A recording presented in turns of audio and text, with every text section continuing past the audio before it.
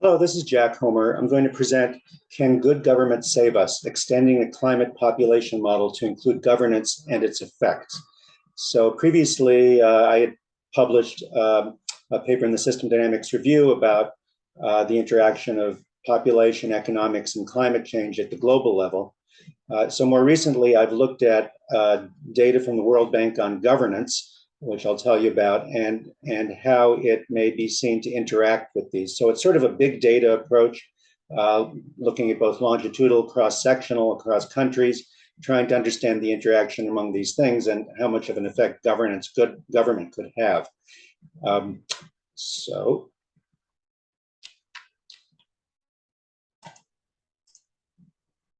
uh, as background, and why would I even think about the role of governance here?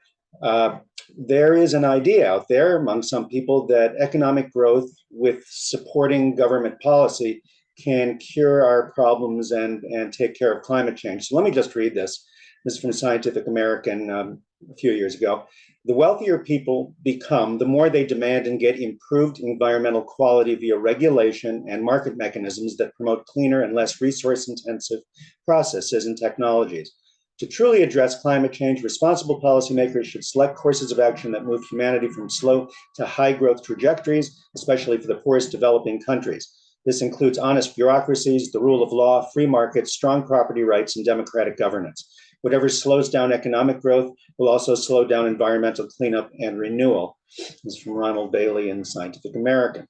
So this is a view that is prevalent among some people, that the climate change problem will sort of take care of itself as long as we continue to see strong economic growth globally. And there's actually, some truth to the idea that economic growth does reduce the intensity of GDP emissions. But the truth is, and this is what I found in my previous work, that the world cannot grow its way out of climate change just as a matter of economic growth reducing the intensity of CO2 emissions. But here's a new idea that maybe that growth also promotes better government, and better government is the thing that will solve the climate change problem. So here are a few hypotheses that I explored using the World Bank's 6 worldwide governance indicators as a way of understanding the consequences, the implications of improved governance. First is the idea that good governance can boost economic growth. Second, it could also reduce CO2 equivalent emissions. So not only economic growth, but better government could reduce CO2 emissions. And the third idea, sort of in a feedback loop, is that good government, in turn, is supported by more economic growth. GDP PC here is GDP per capita. So I looked at these hypotheses statistically, and this supports new structure and parameter estimates in my global model. The global model, by the way, the population portion of it is based on statistics from the Global Burden of Disease study, looking at three different types of mortality and the implication on life expectancy. And also the whole climate sector of the model was based roughly on the En-ROADS model, and it really represents a simplification of that model. So what are these governance indicators? They come from the World Bank. They've been tracked since 1996 annually, and they are based on a lot of survey work. Over 30 underlying data sources reporting the perceptions of governance from survey respondents worldwide. They're done on a country-by-country basis. They're gathered from survey institutes, think tanks, NGOs, international organizations, private sector firms. The basic categories are voice and accountability, political stability in the absence of violence, government effectiveness through the quality of public and civil services and government policy process, regulatory quality, which is sound policy and regulations affecting the private sector, rule of law, and control of corruption. So I actually looked at all 6 of these indicators to see what information they might and what interactions they might have with my other variables. So for each metric that I had, the worldwide governance metrics, as well as GDP per capita, growth of GDP per capita, and this is on a country by country basis, and also CO2 equivalent intensity of GDP, actually represented by CO2 emissions per dollar of GDP. So for each of these metrics, I did some grouping of the longitudinal data so that this whole statistical analysis would be tractable. So I grouped by 5-year period, looking at averages by 5-year period. And instead of looking at absolute values, I looked at the changes relative to 1995. The reason for this is that if you just looked at governance versus GDP per capita, there's a whole lot of history there that has caused the wealthier countries to also have what we call more democratic governments and better rule of law. But that's not necessarily always the case. It's sort of a historical accident, you could say. So I think it's better, and it's sort of an economic difference in differences approach to look at the difference from 1995 to these different 5-year periods and see what changes have occurred and what seems to be associated with those changes. So I do these regressions using the change metrics across 150 different countries that are in the World Bank data, which covers 97.5% of the global population. And so these are countries that had consistent data across this whole period to 2020. And so what did I find? It's that these hypotheses were confirmed, but there were some surprises. So in particular, I found that 2 of these governance indicators, which had impacts either on GDP growth or on CO2 emissions. So in particular, government effectiveness and regulatory quality were the 2 of those indicators that had this kind of effect, which is to say that they were significant statistically and also consistent over the 4 different 5-year periods. And so consistently, what I found is that government effectiveness improves GDP per capita growth, regulatory quality improves CO2, it reduces emissions, but regulatory quality also has an adverse effect. That is, the more regulations, other things being equal, actually reduces the rate of GDP per capita growth. This is significant across the 150 countries. And out of this, I get regression coefficients that could be converted into equations in a model.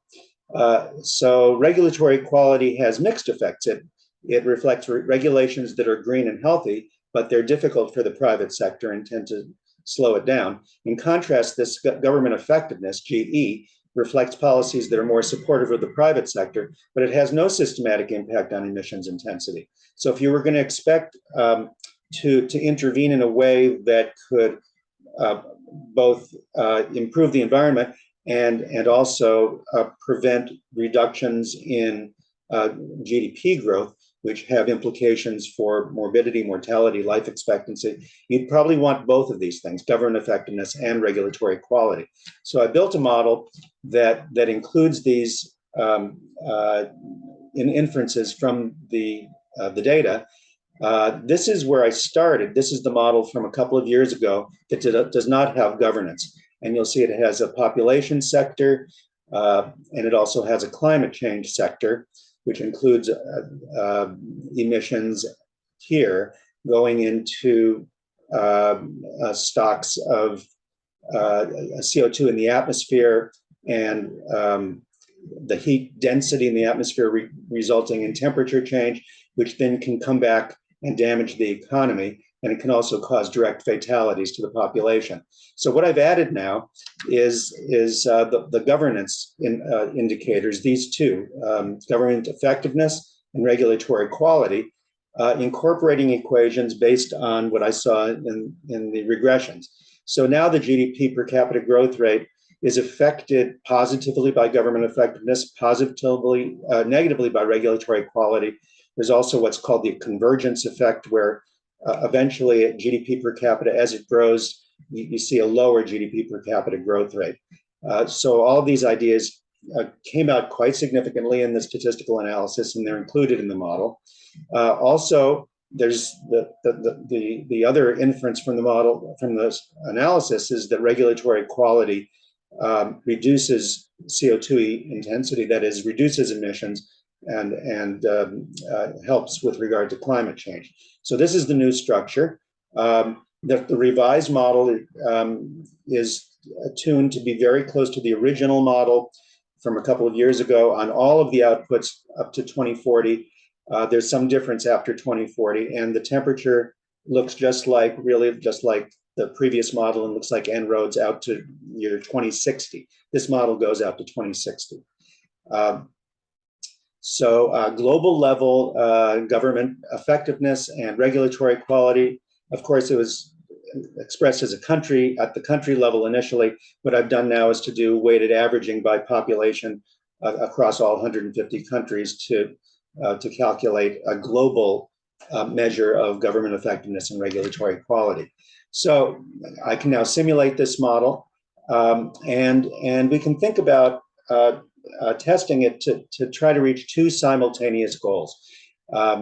One is with regard to temperature above pre-industrial. In the base run, it goes up to more than 2.5 degrees centigrade by 2060. The question is, can we bring it down closer to the 2.0, which is sort of the outside acceptable number based on the Paris Accords? We would love to keep it to 1.5. That's looking very difficult. But can we bring it down to 2.0?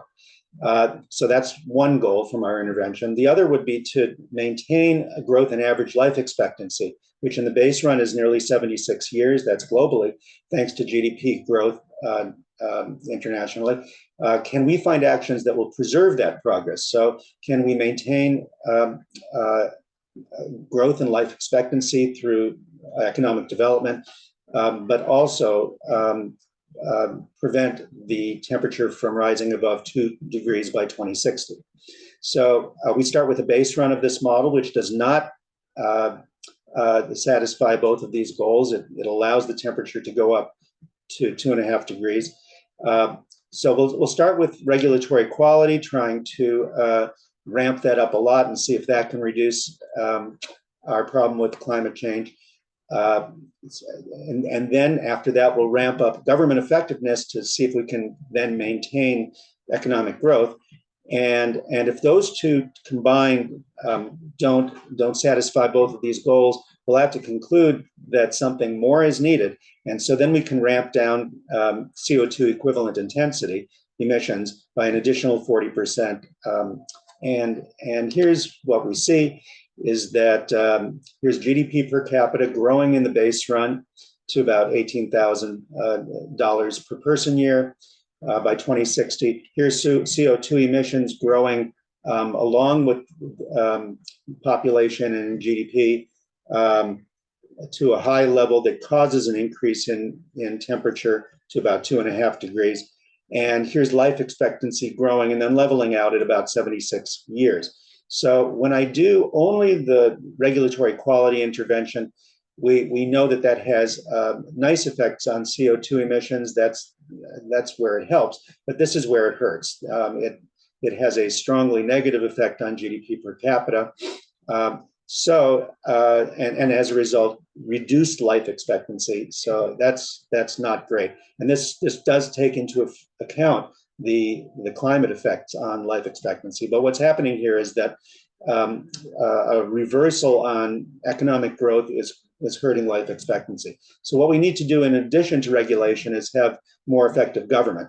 And here I have those two things together, which have now restored our economic growth and restored our life expectancy. The green line is right with the blue line here, but we don't get as much of a reduction in CO2 emissions as we did under regulation alone. And because it's not as much, maybe it's a third as much, we don't bring temperature down as much. This is about 2 degrees. We're only about, let's say, halfway down from the 2.5 degrees to the 2 degrees.